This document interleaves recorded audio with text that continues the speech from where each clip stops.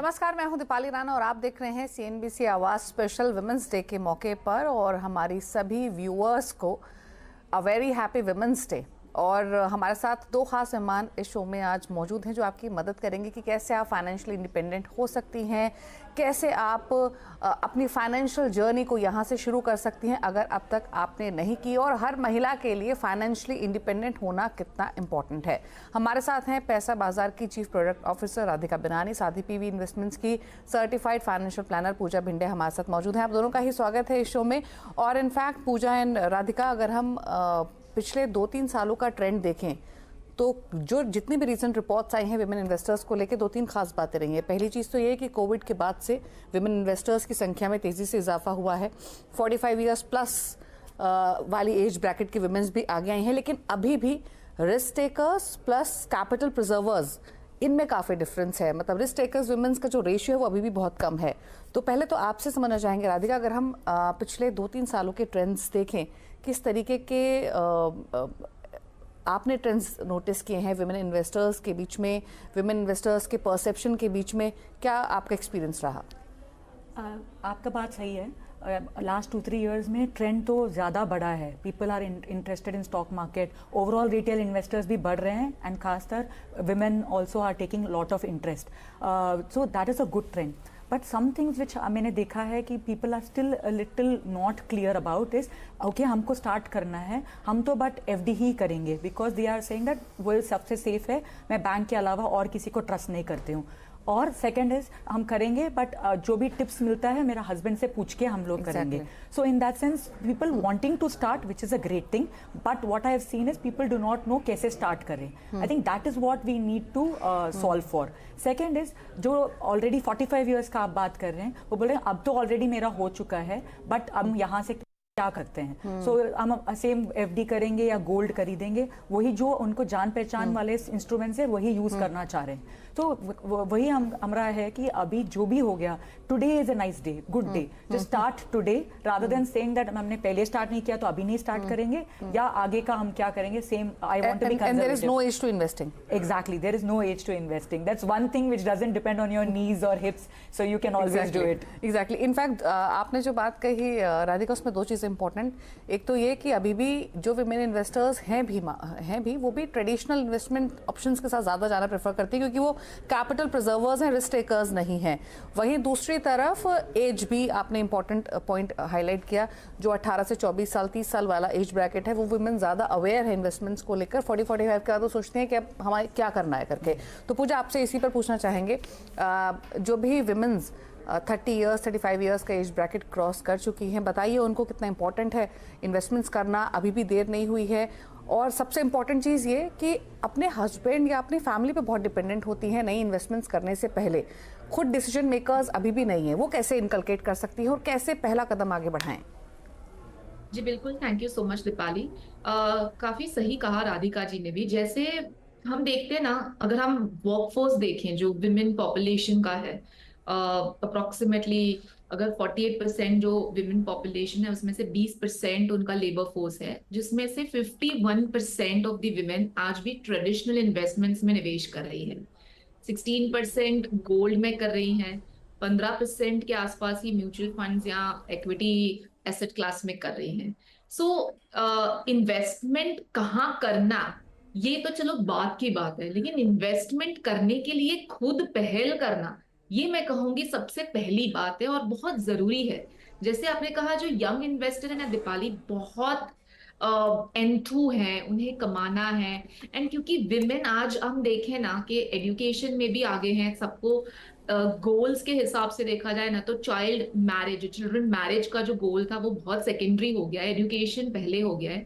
सो आगे जो हम जेन जी की बात करेंगे, सो एजुकेशन के हिसाब से डेफिनेटली वो बहुत आगे हैं। And at the same time job कर रहे हैं, वर्किंग है, ये सब में उनका कॉन्फिडेंस लेवल बहुत अच्छा है, बहुत अच्छा कर रहे हैं।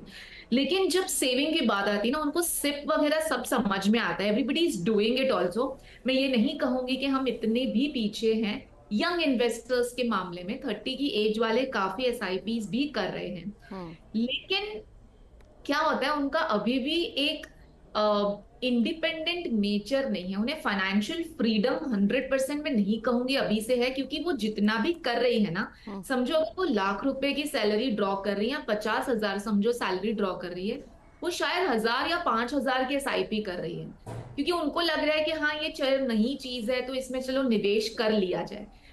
कितना निवेश करना चाहिए, वो जिगर होनी चाहिए कि मुझे मेरा जितना भी फाइनेंशियल बजटिंग है जो मैं अर्न कर रही हूँ, जितना एक्सपेंसेस मुझे मेरे खुद से करने हैं, उसके बाद जो इन्वेस्टमेंट करना है वो फाइनेंशियल फ्रीडम की तरफ नहीं जा रहा है मैं कहूंगी। इन्वेस्टमेंट कम हो रही है and at the same time traditional investment जैसे आप कह रहे हैं उसमें ज्यादा झुकाव है मैं कहूंगी उनका। तो आपसे पूछना चाहेंगे अब 20 इयर्स का एज ब्रैकेट हो, 30 हो, 40 हो या 50 हो, आपके इन्वेस्टमेंट ऑप्शंस चेंज हो सकते हैं, बट इन्वेस्टमेंट आपको करनी चाहिए। क्या होना चाहिए फर्स्ट स्टेप? सपोज कीजिए कोई महिला अगर इस शो को देख रही है, अब तक उसने इन्वेस्टमेंट्स नहीं की हैं बट करना चाहती है, तो पहला कदम वो आगे कैसे बढ़ाए, क्या करे? First and foremost, I think especially when you're young, 20 to 30 years, अपना प्रोटेक्शन के लिए इंश्योरेंस पॉलिसीज लेना ज़रूरी है। एंड इंश्योरेंस पॉलिसी में भी not random insurance policy, pure term insurance policy, especially when you start young, the amount of premium you need to pay is much lesser. So first अपने आप का protection ज़रूरी है। Second, health insurance, because what we have seen is term insurance and health insurance can ruin families, especially given that अभी health का खर्चा अगर ज़्यादा है, तो first insurance को आपको sort करना चाहिए, which is term insurance and health insurance. Second step, आपके हमेशा 6 मंथ्स के इमरजेंसी फंड आपको अलग से क्रिएट करके रखना चाहिए, which can be in high FD kind of high savings paying kind of instruments. There are अभी सेविंग्स अकाउंट जिसमें 6% 7% मिलता है, वो सेविंग्स अकाउंट वाले इंस्ट्रूमेंट्स में आपको वो इन्वेस्ट करना चाहिए, 6 months of emergency fund. Now बात होती है उसके बाद आपके पास जो बचता है, सो आपके जैसे 1 लाख कमाई होता है एंड आपका खर्चा अराउंड 50-60,000 होता है, the remaining 30-40,000 you need to start planning, financial planning वहाँ से स्टार्ट होता है। उस पर एसेट एलोकेशन बहुत करना ज़रूरी है। First step to asset allocation thumb rule है, बिकॉज ये तो सबके लिए यूजफुल होएगा। थंब रूल है जो 100 से अगर आपका एज 30 है तो 70 हुआ, so 100 minus 30, 70% can go into equity, the remaining 30 can go into debt. This is a very big thumb rule. It all depends, if you are a single earning member वो अलग बात हो जाता है। नॉर्मल एवरेज पर्सन के लिए thumb rule ये है कि आपके age minus 100 minus your age can be asset allocation into equity. So you choose मेरा इतना इक्विटी में जाएगा और इतना मेरा डेट में जाएगा। नाउ इक्विटी के अंदर आप SIP is the route which is it's a very good route which can be employed very easily, especially when you are starting early. मैंने जब ऐसे ही मेरे ग्रुप्स में पूछा था कि मैं टीवी शो में जा रही हूँ, आप बताओ आपने क्या, आप पहले आपको पता होता था आप क्या करते, सब लोग ने यही बोला था कि हम जल्दी से जल्दी स्टार्ट करते, हमारा लेट हो गया, पावर ऑफ कंपाउंडिंग हम यूज करते। So start early, do your asset allocation. Once you have equity then you there are many rated funds, you can pick up whatever is your best rated fund, there are independent research agency which helps you guide it, वो secondary है, but first is discipline and ensuring that you have the right asset allocation. Okay, तो health insurance, term insurance, emergency fund and then investments, ये एक idol process होता है, इसी को आपको फॉलो करना है। हम स्पेसिफिक पोर्टफोलियो क्रिएशन पर भी आएंगे, लेकिन बहुत संक्षेप में पूछा एक चीज़, और वो व्यूअर, वो इन्वेस्टर जो वर्किंग है, मंथली रेगुलरली इनकम है, but still I am sure बहुत सारी ऐसे वुमेन्स होंगी जिनको पता ही नहीं है कि इन्वेस्ट करें कैसे। ठीक है, म्यूचुअल फंड में पैसे डालने करें कैसे, एजेंट से कांटेक्ट करें या अपने बैंक से पता करें, तो प्लीज़ उनके लिए थोड़ा सा संक्षेप में सिंप्लीफाई करके बताइए कि कैसे वो अप्रोच कर सकते हैं अगर वो म्यूचुअल फंड इन्वेस्टिंग की तरफ आगे बढ़ती हैं। जी बिल्कुल, देखिए काफी क्लियर है कि अगर आप निवेश करना चाहते हैं तो पहले तो बहुत ज्यादा फिजिकल फॉर्म वगैरह भरना होता था, एंड अगर आप इन्वेस्ट करना चाहते हैं तो अभी सब कुछ ऑनलाइन है दीपाली। तो सबसे पहले तो अगर आपने केवाईसी नहीं बनवाया है तो केवाईसी बनवाना बहुत जरूरी है। नो योर क्लाइंट, जिसमें बेसिक आपके डॉक्यूमेंट्स लगते हैं, उससे केवाईसी बन जाता है। एक बार आपका केवाईसी है या नहीं है, आप आपके जो डिस्ट्रीब्यूटर हैं उनके साथ आप चेक कर सकते हैं। एंड जो निवेश करना है वो आप या तो किसी एक MFD के थ्रू कर सकते हैं जो रेगुलर मोड में होता है, कोई भी इंटरमीडियरी को चूज कर सकते हैं, जो भी आप रेगुलर मोड में अगर निवेश करना चाहते हैं।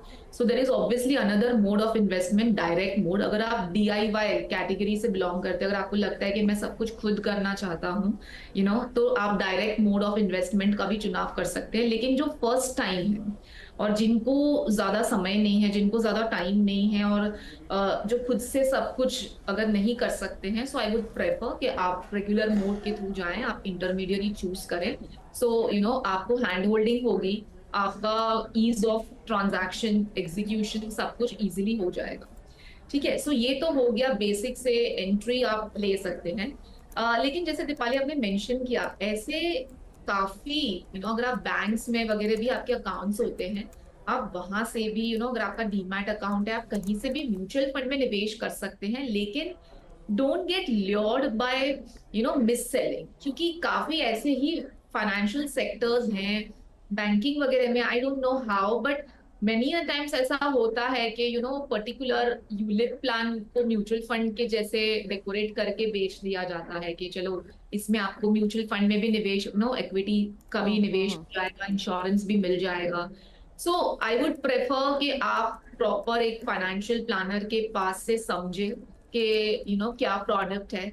आपको बहुत ही बेसिक से सब कुछ सब जगह पे अवेलेबल है। सिर्फ कोई भी जगह पे अगर आपको बहुत ज्यादा नहीं समझ में आ रहा है, तो आप आपके फाइनेंशियल एडवाइजर से बात करें, एमएफडी से बात करें, या ऐसे माध्यम से आप कंटिन्यूस अपडेटेड रहेंगे तो आपको समझ में आएगा। सो डेफिनेटली इंश्योरेंस अलग रखें, इन्वेस्टमेंट्स को अलग रखें। म्यूचुअल फंड्स को निवेश करने में एक बार के लिए जो प्रोसीजर वो है, बाकी तो एवरी मंथ अगर आप एसआईपी रूट ले रहे हैं तो ऑटो डेबिट होना है। सो बहुत ही इजी सिंपल तरीका है। मैं कहूंगी जो वर्किंग है या जो एडुकेटेड है वो महिलाएं तो फिर भी एक दूसरे के पीयर ग्रुप्स वगैरह से समझ के कर लेते हैं, लेकिन जो हाउसवाइफ और जो लो इनकम वाले महिला हैं, जैसे हमारे घर के जो मेड्स वगैरह होते हैं, हाउस हेल्प्स होते हैं, उनको भी अगर आप एडुकेट कर सकते हैं तो वो भी एक एसआईपी शुरू करें उनके बैंक अकाउंट से, तो बहुत अच्छा उनका भी एक लंबे समय में कॉर्पस बन जाएगा। सो डेफिनेटली इजी प्रोसीजर है, तो pass on this information to more and more people. बिल्कुल, तो बहुत इंपॉर्टेंट है और छोटी इन्वेस्टमेंट से भी आप अपने आप को फाइनेंशियल इंडिपेंडेंट बना सकते हैं। जो आखिर में पूजा ने बात कही कि अगर आप हाउस वाइफ्स हैं तो भी आपको आगे बढ़ना चाहिए इन्वेस्टमेंट के लिए। एक ब्रेक के लिए यहाँ पर रुक जाते हैं। ब्रेक के उस पार इनफैक्ट इसी को समझने की कोशिश करेंगे कि वो वुमेन्स जो वर्किंग नहीं हैं लेकिन अपने महीने के बजट से वो सेविंग्स कर सकती हैं, वो कहाँ इन्वेस्ट कर सकती हैं। वो महिलाएं स्पेशली जिनके पास कभी कभी लमसम अमाउंट भी होता है, उसको वो कैसे यूज़ कर सकती हैं अपने आप को फाइनेंशियल इंडिपेंडेंट बनाने में। इन पहलुओं को टच करेंगे और साथ ही साथ कुछ इन्वेस्टमेंट म्यूचुअल फंड ऑप्शंस भी आपके सामने लेकर आएंगे, डेट इक्विटी अलग अलग कैटेगरीज के, कि अगर आप पोर्टफोलियो क्रिएट करना चाहें तो क्या किन फंड्स के साथ आगे बढ़ सकती हैं। रुक रहे एक ब्रेक के लिए, जल्द वापस आते हैं। आप देख रहे हैं CNBC आवाज स्पेशल वुमेन्स डे के मौके पर, और हमारे साथ मौजूद हैं राधिका बिनानी और साथ ही साथ पूजा भिंडे। और अब बात करते हैं उन वुमेन्स की जो हाउसवाइफ्स हैं, जिनकी रेगुलर मंथली इनकम तो नहीं है बट अपने घर के बजट से वो डेफिनेटली कुछ ना कुछ सेव करके अपने आप को फाइनेंशियली इंडिपेंडेंट बना सकती हैं। तो राधिका जी बताइए, उन वुमेन्स के लिए क्या सजेशन आपका रहेगा जो may be not monthly basis पे कुछ रकम निकाल सकती हैं अपने घर के बजट से, वो कैसे इन्वेस्ट करें, किस तरीके से आगे बढ़ें? अगर उनके मंथली बजट डेफिनेटली हर मंथ नहीं निकलता है, फिर भी मैं सजेस्ट करूंगी एक सिप चालू रखें, बिकॉज उसमें अगर मिस भी हो जाता है उस पर कोई पेनाल्टी नहीं है। सो जिस महीना हो रहेगा वो तो चला जाएगा अपने सिप अकाउंट में, जिस महीना में पैसा नहीं होगा it will get skipped, so that is not a problem. Apart from that, suppose you get a lump sum money, एक ही बार में you might not be able to deploy into the market because market rates might be higher at that point of time.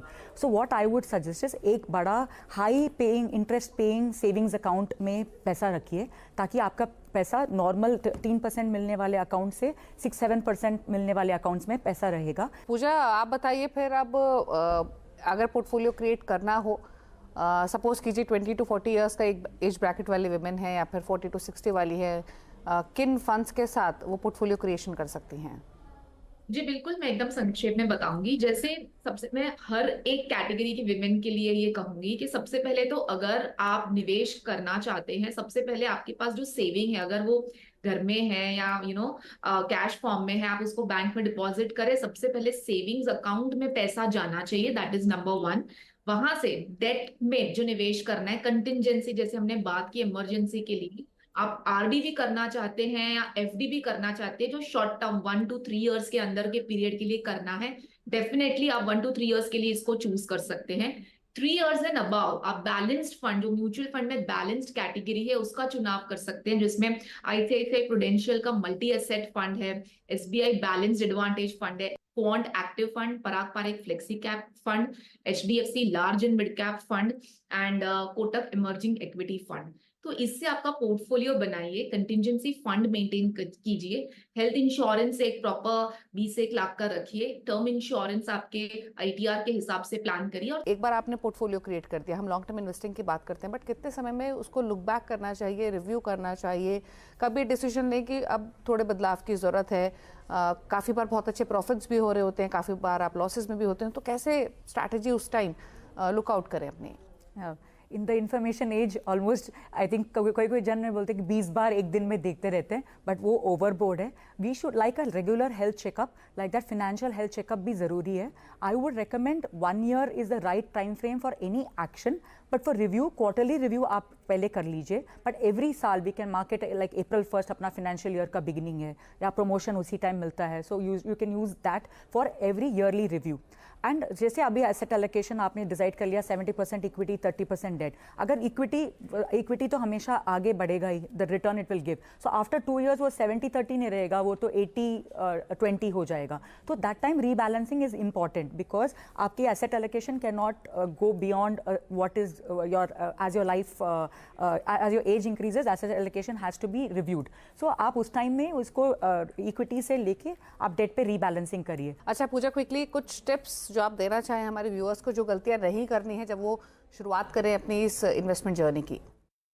मैं कहूंगी हम women को ना Deepali, budgeting, bargaining, ये सब की बहुत इनबिल्ट हमारे अंदर होती है. सो डेफिनेटली आप इस चीज को और अच्छे से कर सकती हैं. तो मैं एक टैगलाइन कहूंगी कि don't just save, begin to invest. Saving तो हो जाएगी, हम में है वो, लेकिन वो जो सेव कर रहे हैं ना उसको इन्वेस्ट करना जरूरी है. क्योंकि हम जो डर से इन्वेस्ट नहीं करते ना कि मेरा कैपिटल लॉस हो जाएगा, अगर आप इन्वेस्ट बिल्कुल भी नहीं करेंगे ना, आप सिर्फ सेविंग अकाउंट में भी पैसे रखेंगे ना, तो भी आपका कैपिटल लॉस हो जाएगा. क्योंकि इन्फ्लेशन 6 से 7% से बढ़ रहा है और सेविंग अकाउंट में आपको उतना भी नहीं मिल रहा है. सो ये चीज ध्यान में रख के आपकी शुरुआत करें. कैटेगरीज का भी पूजा ने जिक्र किया, आप अपनी चॉइस की कुछ कैटेगरीज इस समय अगर हमारे व्यूअर्स को सजेस्ट करना चाहें अगर वो इन्वेस्टमेंट की तरफ बढ़ें. पूजा जी ने बताया था उसमें 1-2 और कैटेगरीज इंटरेस्टिंग जो है, like if suppose somebody wants to invest, it can invest in the index fund. Of course वो म्यूचुअल फंड नहीं है, वो तो स्टॉक मार्केट के रूट है, बट इंडेक्स में इन्वेस्ट करना बिकॉज आपको फिर कंपनीज के बारे में समझने का नहीं होगा. You can look at index, so that's the highest level of investments that you do. In terms of bond, one interesting thing which I liked about is SGB bonds, sovereign gold bonds, which is government of India, which is and they pay 2% additional interest. So आपका gold का gold भी हो गया and you're getting 2% additional interest. I think that's a nice product which I like in the debt category. I think these are the my points. बिल्कुल, in fact gold तो हर महिला को खरीदना पसंद होता ही है.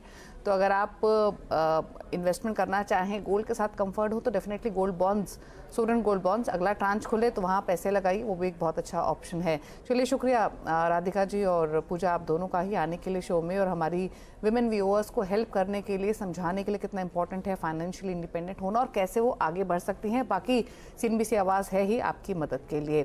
इसी के साथ स्पेशल शो में इतना ही. नमस्कार.